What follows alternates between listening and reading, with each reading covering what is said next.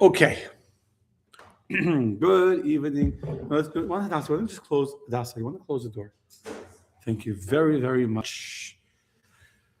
Good evening, ladies and gentlemen. I'm sorry I dropped late because I was at a city commission meeting for Jewish Heritage Month. So that was to get a proclamation from the city. So we're missing Randy, of course. So honorary shout out to her, although in Japan this week. But if you're watching, Faith or whoever's watching, just text, say hi, so I know that you're with us. We see the chat. We are going to be doing chapter 22 and chapter 23 tonight. Bezrat Hashem Yisbarach. Okay. I don't see anybody watching. I don't know what was on before. No, there was three. I don't say there was three people. There was like three eyeballs, and now it's not showing any. So I don't know what's. It's okay. That's what's worth it just for you. Baruch atah Adonai Eloheinu melech haolam shehakol nihiya bidvaro. Okay. So.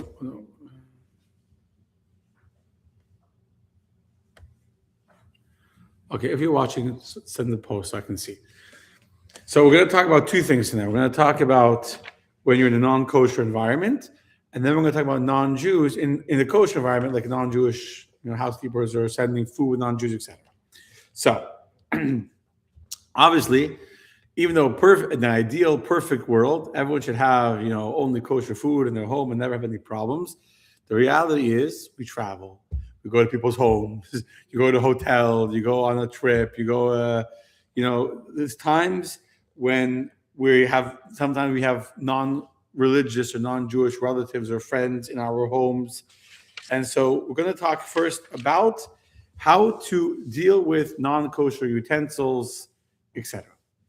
If you remember, we've already learned that the transfer of flavor only happens through what? Heat. Very good. Transfer of flavor happens through heat, which means that min hadin means by the strict letter of the law. If you take a non-kosher bowl that was used for non-kosher, more than 24 hours ago, and you eat from that bowl cereal and milk, which is cold, by law, you're allowed to. There's no problem. Not only you're allowed to, there's no problem. We try and avoid it because once you start using non-kosher dishes and one day you forget, you'll do hot, and that's how mistakes happen. So as a general rule, we don't use non-kosher dishes ever, not even after 24 hours, not even if the food is cold. But by law, if a plate, a glass, a bowl, etc. is cold, you can use it without a problem. So if a person is traveling, or a person's in the airport, whatever, they serve whatever, he's in a hotel, etc. He's at an event, goes to get a drink in the bar somewhere, and they serve him a drink, a cold drink, a cold water, a cold whatever, a cold beer in a cold glass, Coca-Cola, right? You go, you get the glass. By law, there's no problem. Even though it's washed in a non-kosher dishwasher with other non-kosher food and all that, because there's no transfer of the flavor that was absorbed in that cup in the dishwasher to the cold Coca-Cola that you're drinking. So by law, you can use a non-kosher glass to drink cold water. You can use a non-kosher plate for salad. You can use a bowl for cereal and milk. You can put non-kosher food into the same fridge as non-kosher food. Because in the fridge, again, as long as the actual food itself is not maybe fat, but otherwise, there's no transfer of flavor from two foods in the fridge. However, this is not meant to be done on a regular basis. This is only allowed to be done when you're traveling or, on a one-time basis when you went to someone's house. So if I go to someone's house, I would prefer a plastic cup. But if they give me a glass to drink water, I can use a glass in their home, even if their home is not kosher, because the glass to drink a glass of water, if it's a one-time thing, is allowed. It's not a problem at all. Now, what's a little bit more of a problem is that caterers, and people don't know this and don't realize this, I don't know if Faith is watching, but caterers they rent glasses. They don't actually allow caterers, they don't have their own dishes. Yeah. So you can use caterers. Let's say a caterer is doing a big event. They have 100, they need 500 glasses. They only have 200. They could rent 200 glasses, whatever, 300 glasses, even though it's a non-kosher company. Same thing with the chargers underneath, whatever, etc. Okay. Um, the one exception to this rule is a knife. A knife. A knife that's not kosher, even if it's cold. So you're using a non-kosher knife to cut a cucumber, to cut a tomato, cut something, if it's spicy, I'm not even talking about, we're talking about something regular, bland, to cut bread, and it's cold. A knife is considered to be greasy because a knife is something called dukhka de sakina, which is the pressure of the knife. Therefore, even though a knife looks like it's clean, you look, it's a clean knife. It's not clean. That's the halachic status of a knife. And in order to consider it clean, it needs to have something called ni'itza bekarka. If you look on the bottom of page 460, you have the term ni'itza bekarka, which is the thrusting of the knife into the ground. The thrusting of the knife into the ground 10 times in 10 different spots. And I should just clarify, this is very important, make sure that it's very clear, is that sticking a knife in the ground 10 times does not kosher the knife. I repeat, sticking the knife into the ground 10 times does not make the knife kosher. All it does is make the knife clean. All it does is make the knife clean. So when a person would use that knife, instead of being considered a dirty knife, it's considered a clean knife. So if a person's in an Airbnb and there's a knife in the closet or whatever, if there's a spoon in the closet, in the drawer, and you want to use that spoon to mix a salad, that's okay. But if you want to use a knife to cut the salad, even though it's a clean knife and it hasn't been used in 24 hours, you can't use it unless you clean it by Jewish law, which means you stick it in the ground 10 times, and then cold you could use it. It's still going to be a kosher knife. So if you use that knife to cut something hot, the hot foods will become non-kosher. If you use that knife to cut something spicy like a lemon, the lemon will be not kosher. You understand? But that's the idea of ni'itza bekarka, how to clean the knife. There's many misconceptions from this law about koshering a knife by sticking in the ground, and people like stick forks in the ground. That's not how halacha works. Yes, question. So, in order to use it, you have to put it in the ground 10 times. 10 times. In the ground that's not too soft and not too hard. You have to be able to stick it in. So it has to be tight enough when you stick this pressure. So the pressure of the knife in the ground removes whatever grease is on because even though it's clean, when you push it, it will sort of expel the gravity, whatever, the pressure will expel flavor. So sticking it in the ground, I just lost my page, will remove that flavor. Okay? Now, in addition, just to review some things we learned that are relevant to know if you're in a non-kosher Airbnb or you're in someone's house, we learned about the concept of kavosh kemevushel, which means that when something is pickling for more than 24 hours, even cold, the 24-hour period makes it pickled as if it's cooked, which would mean that if you have kosher liquid stored in a non-kosher, let's say you put in the Airbnb, you had a big, a pitcher, and you poured lemonade in there, whatever, not lemonade, iced tea, and you didn't finish it, you put it in the fridge to finish tomorrow. After 24 hours of that iced tea in a non-kosher pitcher in the fridge, even though it's ice cold, the iced tea is now no longer kosher because it's like it cooked in the non-kosher glass for 24 hours. You got that? So there's no heat involved. But even the cold, the lemonade, or the iced tea in a glass in the fridge, 24 hours, so you don't keep iced tea, but let's say something more, let's say it's milk. Let's say it's, food, salad. You put salad, whatever, salad dressing. You made a salad dressing, you want to use some tomorrow night, so you put it into a container in the fridge. After 24 hours, it's not kosher anymore. Okay? After 24 hours, it's considered as if you cooked it. In addition, anything spicy, like a lemon or something like that, also is going to be considered a problem.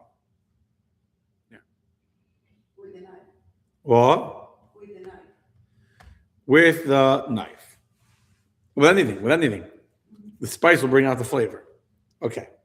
Now, We also learned about toiveling kalim. Remember what toiveling is? Toiveling is dipping it in the mikvah. So if a non-Jew owns a pot, owns a glass, let's say the glass, okay? You're allowed. We said you're allowed to drink Coke in a glass at the bar in the restaurant, in the airport or whatever, at a friend's house. Okay, you go to the house and they give you a Coke in the glass. You can drink it because even though it's a non-kosher house, but the glass is cold.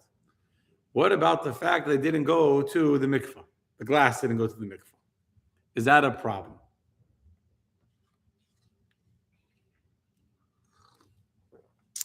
So, it depends. That's always the answer. It depends. If the glass is owned by a non-Jew, does a non-Jew need to tovel their dishes? No. Only a Jew needs to. So if the non-Jew owns the glass, there's no problem, and you can use the glass, no problem. In fact, one of the things that a Jew can do, if a Jew has something he didn't tovel, he can give it to a non-Jew. And if the non-Jew owns it, doesn't need, for example, we have a popcorn. I give this example. We have a big popcorn maker. It's a big thing, goes on wheels. It's like 5 feet tall, whatever. It's big.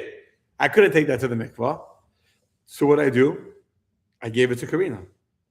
She officially owns it. I told her not only did she own it, she wielded it. She did an active acquisition. I explained to her, I need you to own this. It's yours. We're going to keep it and we're going to borrow it now forever. She's letting us borrow her popcorn maker, but officially belongs to her. And that's the reason why I'm allowed to use it. On Lag BaOmer, we had a popcorn maker, right? We used on Lag BaOmer, and all of them enjoyed popcorn. In a popcorn maker that is touching food, but it was not tovel. Why? Because a non-Jew actually owns the popcorn maker. However, if a Jew would own it, it'd be a problem. So this is an interesting thing where I don't know that people are careful on this, but really it's a real problem. Let's say you go to a Jewish person's home, not kosher, and you can be pretty sure they did not take their dishes to the mikvah.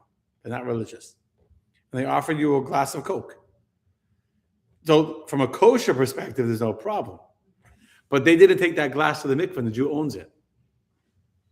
That could be a problem. And yeah, it says here to consult with your rabbi. Better to try and avoid it. I mean, even though I know many people are not careful on this, it is a real problem. It is a real problem. Understand? Or no? No. No, you're lost. What we are discussing over here is there's two issues with drinking from a glass. One is a glass kosher, right? So what do we answer? Doesn't make a difference if the glass is kosher. As long as it's cold, there's no transfer of flavor, okay? Obviously, you can't drink a hot tea in the glass, but a cold Coke you could drink in the glass. Okay. The second issue we're raising now is that a dish has to be taken to the mikveh for ritual purity before you can use it. This has nothing to do with the laws of kosher. This has to do with purity. So even if a Jew buys a brand new glass that was never used before, so it's 100% kosher, it still needs to go to the mikveh.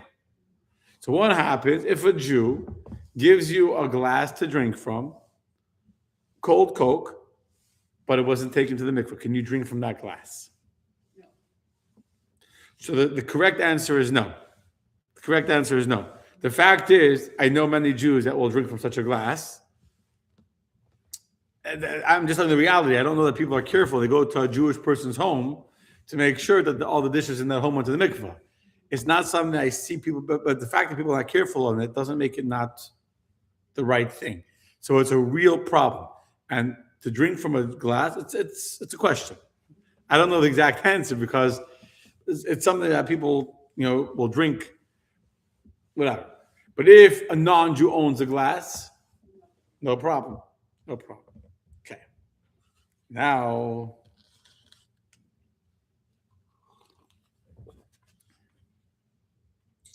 what happens if someone serves you a drink? It's a hot drink, okay? And you're afraid that it's in a non-kosher dish or non-kosher mug. So, b'di'evet, you know what b'di'evet means? After the fact. You can't plan to do that. But if someone gave you food and they poured, let's say you're in a home, you thought they're going to give you, they say you want a cup of coffee, say sure. And they bring you the coffee in a mug, and you thought they're going to bring a styrofoam cup. And now they walk out with a mug. After the fact, if it was already made, then you can drink it if it's not a ben yomo. If the cup has not been used in 24 hours, we've already learned that when does a real transfer of flavor happen? With heat during 24 hours. After 24 hours, the flavor inside the cup or the pot or whatever is considered pogum, it's considered stale, it's not a good flavor. Because it's not a good flavor, you can't drink from you, even though the transfer flavor is not there. It's stale flavor. It's not a good flavor. Well, the halacha is that even a year later we don't use it, because if we would start letting people use non-kosher dishes after 24 hours, you know how many mistakes would happen? All the time, right? You didn't know that he put something in there yesterday. So the halacha is that it doesn't make a difference if it was used within 24 hours or after 24 hours. If it absorbed non-kosher flavor, you cannot use it till you kosher it. That's the halacha. What I'm telling you today is b'diavad, after the fact. If someone made you a cup of coffee, black coffee, no milk, whatever, and the coffee is kosher, it's just black coffee, right? It's Folgers coffee, whatever. It's a cup of tea. It's kosher tea. And the cup has not been used in 24 hours. Since there is no real transfer of flavor, because the flavor in that cup is stale, it's pogum, it's not good flavor, you can drink the tea. Obviously, but not saying if to be offended, if you're uncomfortable, you could drink it. B'diavad, after the fact, after they already made a cup,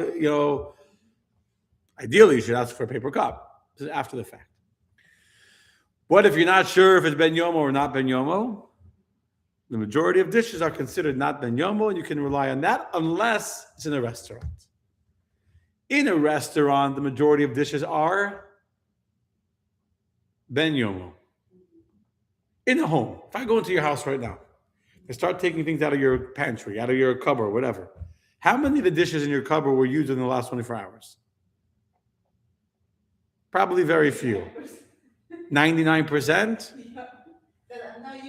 Oh, not used, right, 99%, right. How many dishes in your home do you use in the 24-hour period? A few.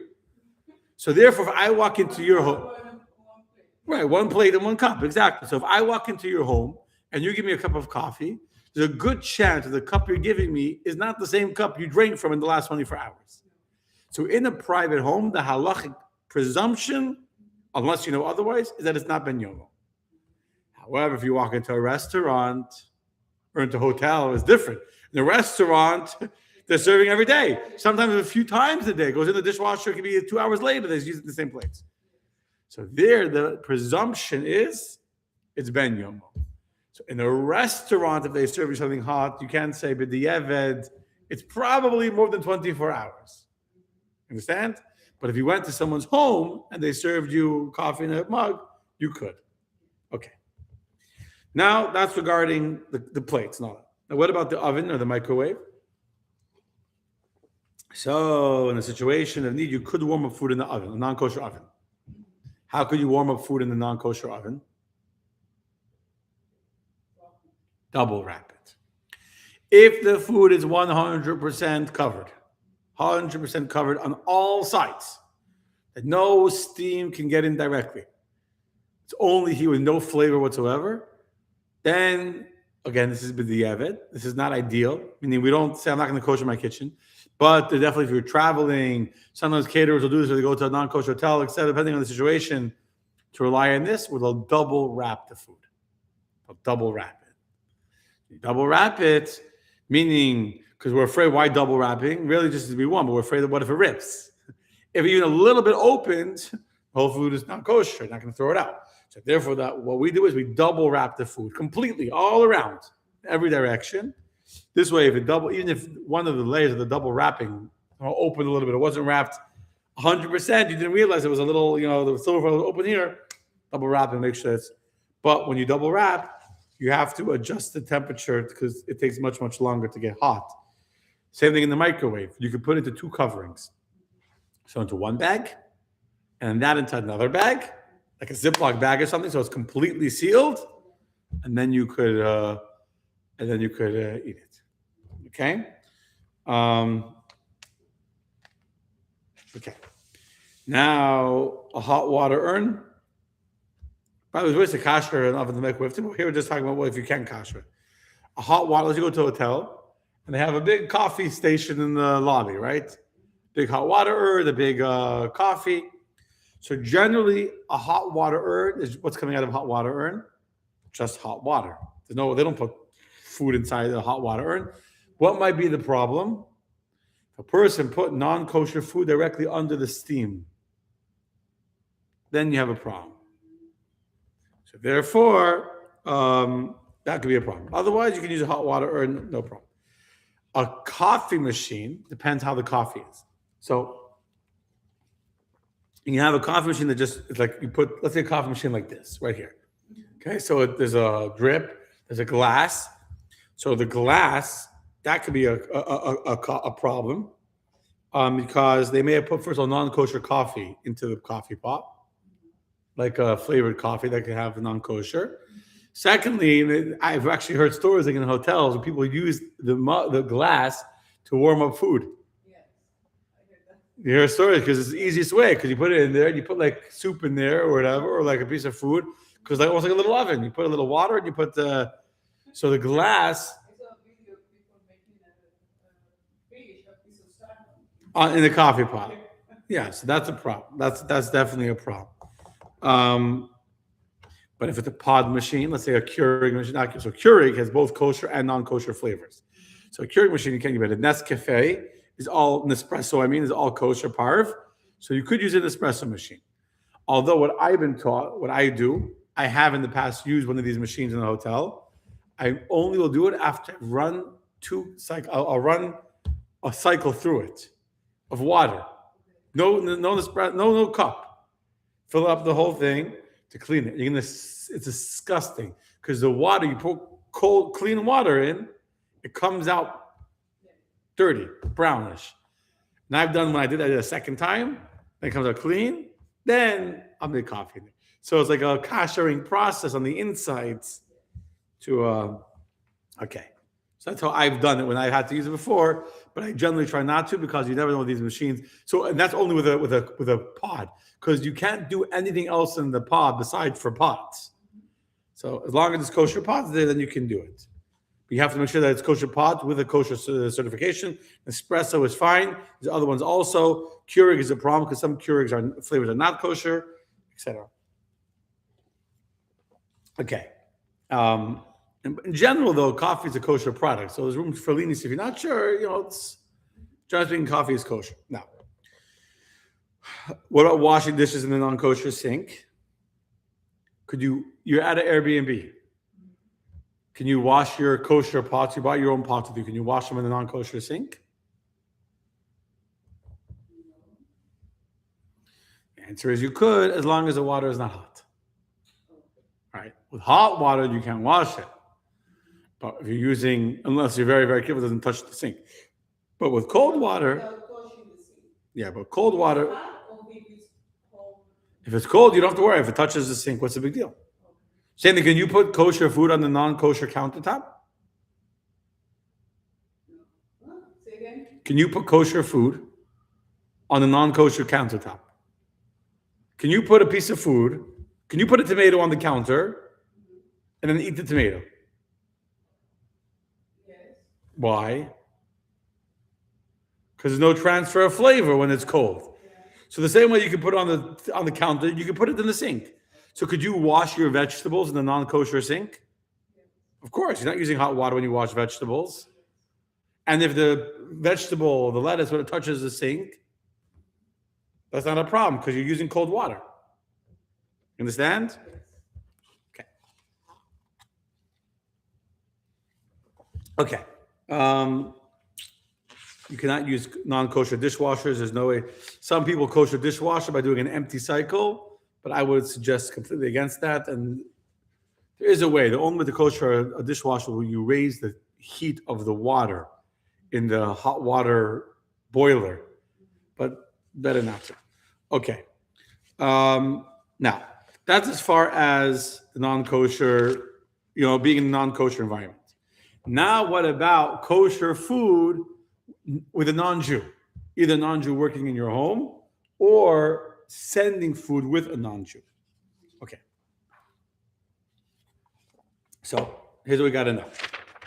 The Talmud tells us that you're not allowed to leave kosher food. Sorry, the Shulchan Aruch tells us you're not allowed to leave kosher food in the care of a non-Jew unless it is sealed. Okay, it has to be sealed in ways with preferably if it's there's two kinds of foods. There's food that are biblically forbidden and then food that are only rabbinically forbidden. And ideally, should be two different seals. So, if it's something that let's say a non-Jewish cleaning lady, for example, okay? So you left the home in the morning, 8 o'clock in the morning, your cleaning lady comes, or her nanny comes, or whatever comes to the house, and she's there all day by herself. You come back in the evening. Now, it could be that she could buy cheap meat in Walmart, whatever meat is, $4 a pound or whatever it is, and she'll change it for the expensive kosher meat that you're paying $8 a pound, which is a better quality meat. And she knows that kosher meat's better quality, and no MSGs, no this and no that, whatever, and change it. So therefore, this is not about them like trying to trick us. It's about something where they would get benefit. So meat, fish, wine, these kinds of foods that are biblically forbidden. We're talking about wine. We say wine, we mean wine that's not mevushal, real wine, not mevushal wine. And fish and meat. It doesn't have any signs on it. You don't know. All of these foods are forbidden unless there's two signs. I'll get to the signs in a second. A food that's only rabbinically forbidden, let's say bread. Is the bread of a non-Jew forbidden biblically? Only by the rabbis. The bread of a non-Jew is only rabbinically forbidden. The milk of a non-Jew is rabbinically forbidden. The cheese of a non-Jew is rabbinically forbidden. So those only need one sign. Okay. And the seals doesn't mean like a seal you can't open it. It just has to be a sign on there that you would know someone touched this. It has to be a sign that you know someone touched this. Okay. And as it points out here, how much you know or trust the non-Jew is irrelevant. So even in my house, where I'm blessed to have a nanny, cleaning lady that we've been working with us for, 7, 8 years from before Menucha, many years. And she's a wonderful, wonderful person. And we trust her completely. And, there's things lying around, and Baruch Hashem, I don't for a second think she would ever do anything wrong, ever. Nevertheless, it doesn't make a difference if I trust her or not trust her. By halacha, a non-Jew does not have a acceptable status to rely on the non-Jew, and therefore, Torah does not allow us to trust the non-Jew in matters of kashrus. End of discussion. So, if it's meat, if it's fish, if it's look on page 477, if it's non-mevushal wine, it needs two seals. What are two seals? So one is that you cooked it or something in the way that you have a tviyas ayin. Tviyas ayin, which means that you can recognize exactly how it was cooked, how it was baked, how it was put into a thing. So you know that it's the other sign is like in actual letters, where if someone were to open it, you wrote on the cover in Hebrew. So let's just say, here's a bottle of water. Okay, here's a bottle. I close it. Is that considered sealed? No. You can just open it, take it out, put it in, and put it back. Now, would you ever know that I opened and closed it? No. So it's not a seal. It's not a seal. In order for it to be a seal, I need to put a piece of tape right over here, right over the top. Okay? Not only need to put a piece of tape, that'll be number one. Number two, I need to write in Hebrew on the tape. Or I need to write in Hebrew part on this part, on the cap and part on the bottom. Okay? So now if you open it up, you would have to break the tape. And once you break the tape, when I come back and I see that the tape that I put on here is broken, it's not good. Or let's say I put it in a very, very unique way. Let's say I put a cup, something like deliberately, I put like a napkin like this, like right on top. Well, it's not going to fall, but like, let's say even it's not in a unique way that it's like a very clear sign that if someone opened it, it'd be very hard for them to put it back exactly the way it did. It's like a knot. Let's say you put it into a bag. So I've done this with wine, actually. So I've had wine. I was not mevoshel. I put it to the fridge, but I have an non-Jewish cleaning lady. So I can't leave the wine that's not mevoshel in the fridge with a cork. Regular cork, you can open the cork, close the cork. So I wrap it in silver foil. Then I put it into a bag, and I tie the bag with like a knot. So if someone were to open the bag, they have to break the knot, and then I would know that they opened the bag, etc. And that's understand? Okay. So a sticker, an unusual knot, letters written across it, etc., is considered seal. B'di'evet, even if there was still one seal, it's fine. And b'di'evet, if there's tfias ayin, you can eat it. So, for example, let's say my house, my wife cooked meat. She cooked the meat. It's not raw meat. It's cooked. Can my cleaning lady switch that meat with her own meat? No. You don't think we would notice a difference in a second? It doesn't look like the meat that Chana cooked. She already made the brisket. It's already sliced, sitting in the 9x13 pan. It's not a raw piece of meat. You can't replace that. So once she cooked the meat and she put it she cooked it overnight, right? And it has the flavor and it has the wine. You already know what it looks like, right? And she cut it. And now it's sitting in the tray in the fridge, even though my wife left the house and I'm not home. And so the non-Jew is alone with the food. But the food has what's called tfias, and you can look at the food in 1 second. My wife will know if it's the food she made or not. It won't take her more than a second to know if something is wrong with it. So in that case, you don't need to seal it because there's no way for it to replace it anymore. It's only when it's a raw piece of meat that you need to be worried about. Okay. By the way, if you have raw meat in your house, but it's still sealed in the package when you bought from the Grove or whatever, from Aroma, and it has that's fine because there's still a seal on there. Okay. But if you took it out, if you took out the meat out of this sitting, and you left it sitting on the counter, even if you left it in the fridge doesn't make a difference. And there's no one there, I'm going to get to that in a second. If the non-Jew is alone for an extended period of time, you may not be allowed to eat that meat anymore. May not be allowed to eat it. So let's say you left the meat and you went out of the house, and the non-Jew was alone in the home. Does it automatically become non-kosher? No. Why not? Because what if the non-Jew thinks you're going to return? So if the non-Jew thinks you walked out for 2 minutes and you're coming right back, they'll be afraid to change the meat because they think you're coming back. In halacha, that's called a yotze v'nichnas.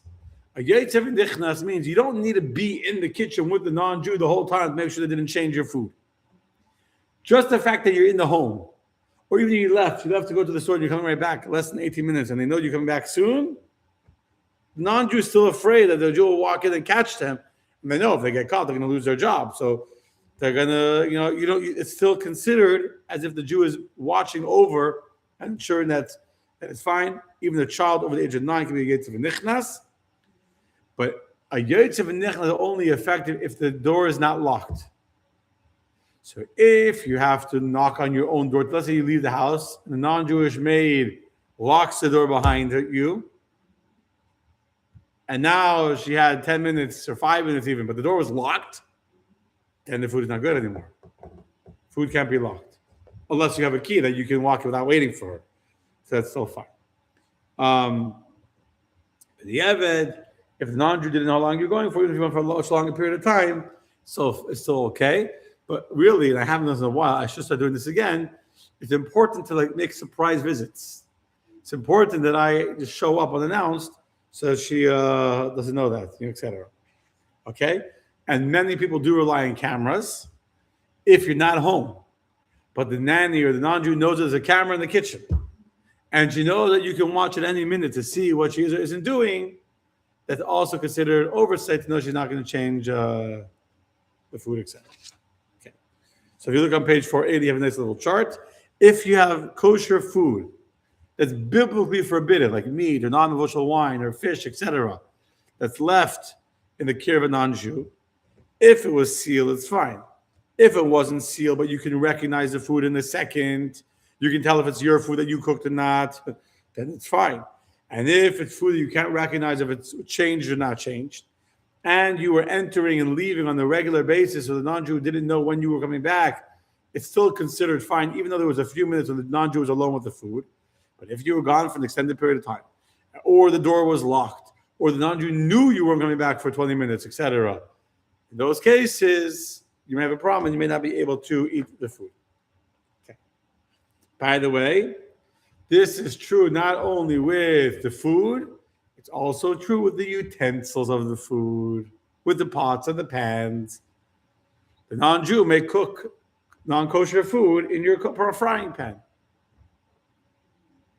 And if the non-Jew, so you left, and all your food is, she didn't touch your food, but she bought her own piece of pork with her or whatever, and she starts cooking in your kosher pan, her non-kosher food, you got a big problem. And therefore, you need to have the same sealing your cupboards closed, or having cameras, or having a yotzev and nichnas, etc., which is someone coming in and out. You need to have that for the kitchen, not only for the food, but also for your pots and pans. Having a camera is a very good thing. In my old house, we actually did install a camera. We had a nanny, a live-in years ago. We actually did install cameras. This house at home, it's a good idea maybe. But we did have cameras then. In addition, a piece of advice is you don't ever let the non-Jew ever cook in the house. If you're going to be gone, so even let's say you got rid of my house, where she does a lot of amazing things, she's never ever cooking. That's the one thing she doesn't do in the help in the house. So this way you don't ever feel comfortable taking a pot. She knows she's not allowed to turn on any fires, etc. By the way, if a non-Jew cooked in your pots and pans, the food is not kosher. It's b'shalakim. You need the pots need to be kosher. Okay. So this brings us to something very important. If you ever order food from a kosher restaurant on DoorDash or Uber Eats, so they picked up the food from what's your favorite restaurant? Grill Express. Okay, I just made it up for you. Okay, that's where I get lunch. I used to be son of pizza, now Grill Express. So I order a shawarma salad from Grill Express.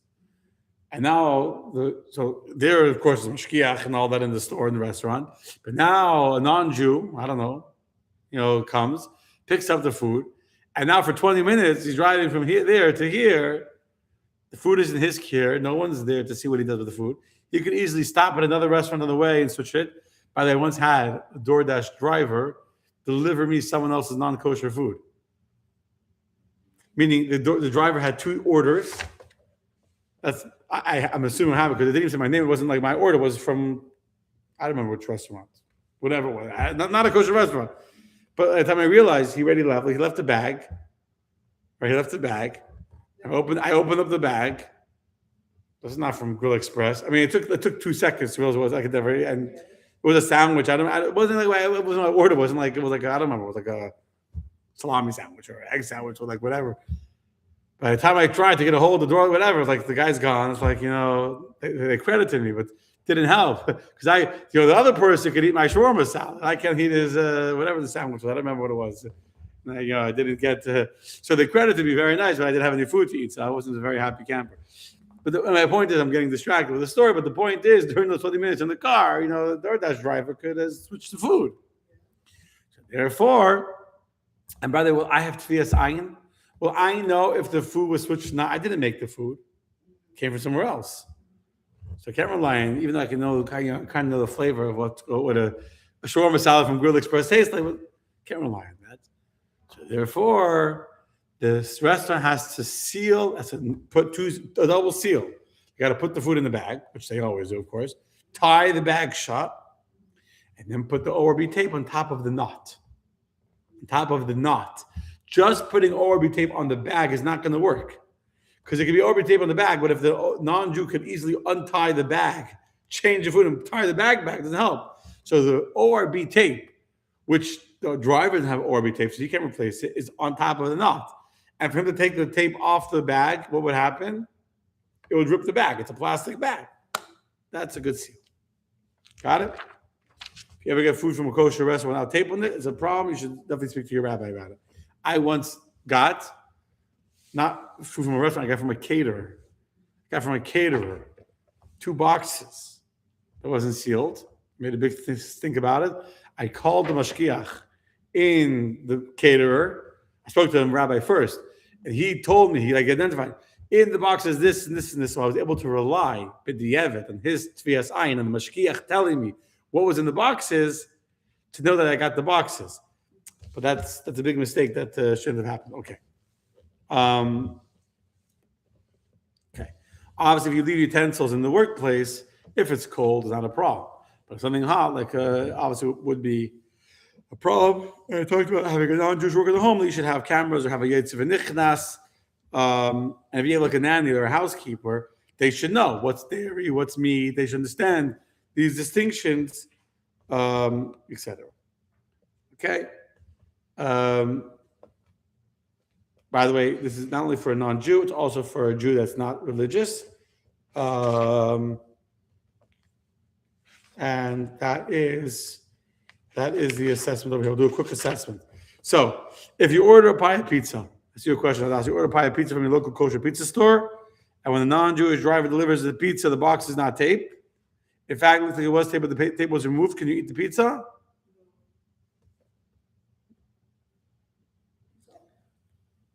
It's pizza. The pizza is not meat. The prohibition is on something which is biblically. That's a little bit of a trick question. Dairy doesn't need to have the same restrictions as meat. Because what makes a non-kosher pizza forbidden? The rabbinic rule on the bread and the rabbinic rule on the cheese. Biblically, most likely it's kosher. It's cheese, it's milk. So in that case, the prohibition of the rabbis not to eat meat that was hidden from the eyes of a Jew don't apply to cheese. Okay. Now what happens if you get an urgent phone call in the middle of the day, you run out of the house, and you come back, you realize you left your non-Jewish cleaner alone in the house with the food on the table, unsealed food, pots and pans on the counter, all alone for an hour. You said you can't use it. I guess not. If it's open on the It table. was open. But did you tell the worker how long you were going for? No. You had a phone call, you ran out. So because they didn't know how long you were going for, every minute they could think you're coming back right now. So the fear that a non-Jew has that you could return any minute because they don't know how long you were going for, that fear that you might return at that moment is enough to make the food still considered guarded.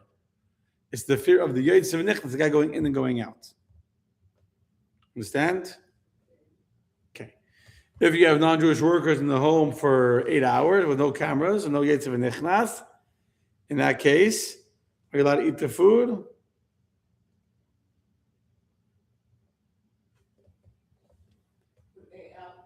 Yeah, the whole day. I guess not. Better not. If you recognize the food, you can rely on it. So if your wife comes home, or you come home, you look in the fridge, yeah, that's the food I made yesterday, you can rely on it. But you should wait 24 hours to use the dishes for hot to make sure.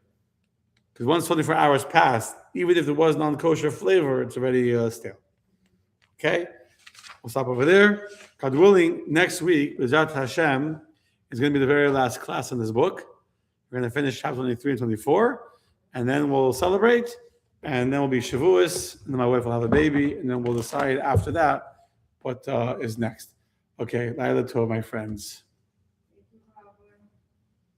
Thank you so much. My pleasure.